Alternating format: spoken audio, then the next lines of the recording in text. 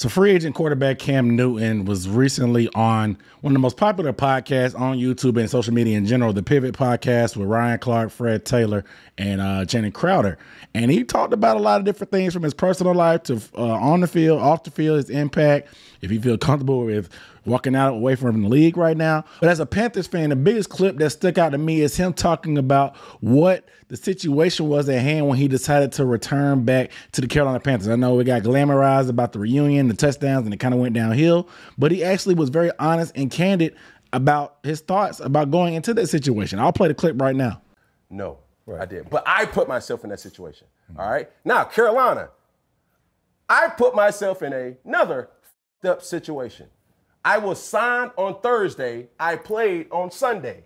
Yeah. At what point did you think you was going to be successful? That next week I started. That's still up under 10 days of you being on the team. Right. And you're still trying to learn an offense. This is not a receiver. This is not a safety. This is not a left tackle. Right. This is a quarterback.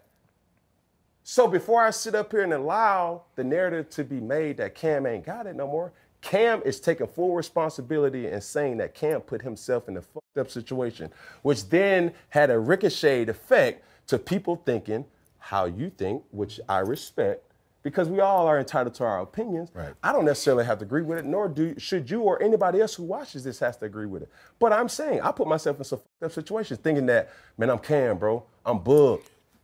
You feel me? That's natural. That's the competitive instinct. You know, we all have that. That's the reason we're able to do what we're able to do at such a high level. But I don't want to pivot off that because that's a lot of that is opinionated. Right. We can sit here and debate And me as the Panthers fan, this kind of not news or breaking news, but it feels good. It feels justified and hear him actually put these things on the record. But before we go any further, my name is Aaron Duncan here with the Necessary Bluntness Sports Talk. I do recap and analysis of the Carolina Panthers in the NFL. So if you want to see more videos about the team and the NFL, make sure you hit the subscribe button down below and the bell icon. The bell icon is going to make sure you get a notification every time I drop a video. You don't want to miss a thing because there's all kind of breaking news and stuff like this going out, and I do analysis like this. So go ahead and subscribe button down below. But let me know your guys' thoughts also down below about what Cam said. This is kind of make you understand the situation a little bit better. Does it kind of make you feel better or worse about him in general? But let me know down below in the comments. My thought process on this just as a whole is that, yeah, it was more so of justification for how I felt.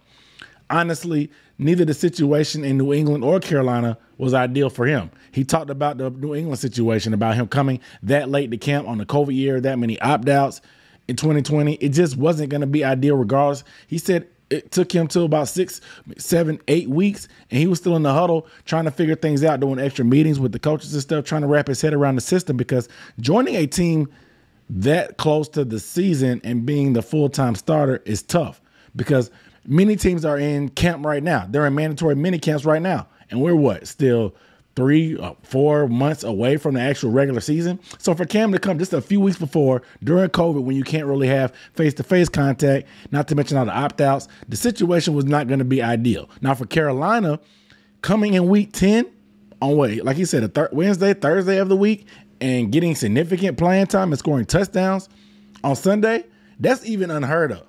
But as you can hear him say, his ego, being that he's Cam and he's usually being Superman, is able to overcome these type of situations, he thought that he'd be able to work it out. He knew that it was an effed up situation going into it. I mean, coming in during the week, a situation where the team is counting on you to do all kind of stuff. A team that cut you and did you pretty dirty back in 2019, 2018, whatever. Not to mention, this is a whole new team, whole new regime, people that respect you because they know who you are, but they don't know you. So they may have misconceptions about you based on what they've heard in the media, which we heard Scott Fitterer talk about himself, say he didn't really know Cam like that. He had heard different things, but everything he heard was pretty much wrong compared to what he saw when he experienced him one-on-one and meeting him in person. But my thought process, if you've been on my channel long enough, you know that I said the situation was never going to be ideal. I even floated the idea of possibly rotating him and PJ Walker just until Cam got his feet underneath him when it comes to the system. Not to mention Joe Brady got fired just a few weeks later. So the situation was never going to be ideal. But when it comes to Cam, the criticisms are never going to be fair because they're never going to take the context into account. And I'm glad he actually said this because, you know, Cam is a no nonsense, no excuse type of guy. But for him to propose this and still take responsibility saying, hey, the situation was messed up, but I knew it was messed up going into it. So it's my responsibility that I took this situation. But the perception of how he plays on the grand scheme of things being dictated completely off the past 2 seasons and the past 2 situations that he's been in is simply unfair because he hasn't had a full offseason, hasn't had a full access to the playbook, hasn't had a full chance to get into a rhythm with the guys on the team. So we'll see what happens going forward. But my thoughts is if Cam is going to get on the team, he needs to do it now.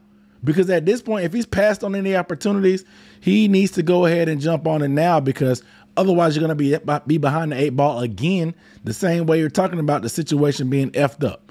Right now, it'd be a perfect time. There's mandatory minicamp. They're putting in installation and the basics in different systems. You need to get into a camp, whether it's a backup role or competing for a starter, if you want to have a chance this year.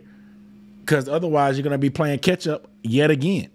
Now, him talking about this being a messed up situation, how does that affect him at potentially returning to the Panthers? Because a lot of fans want to know, are they going to get Cam? Are they going to get Cam? Are they going to get Cam?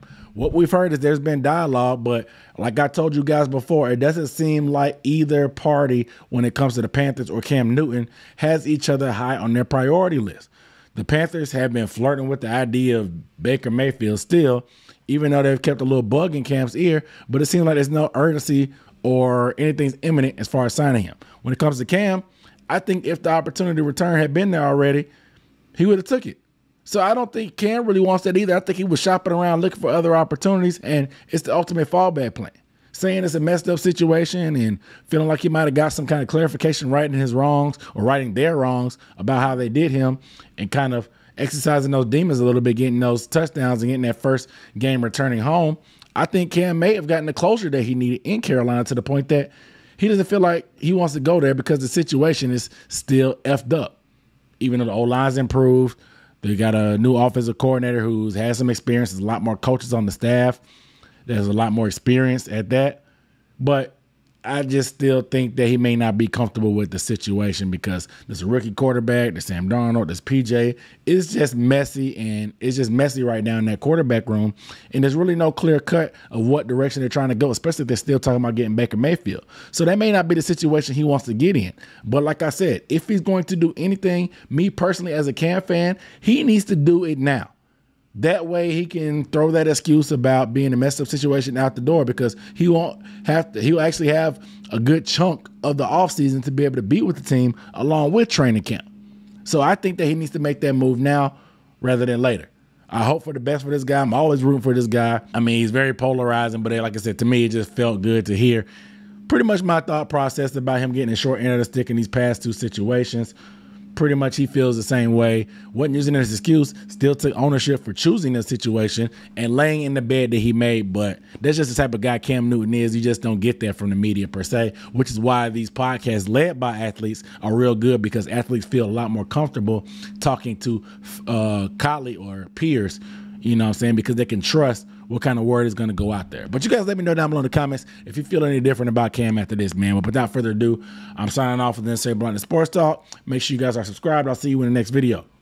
Peace.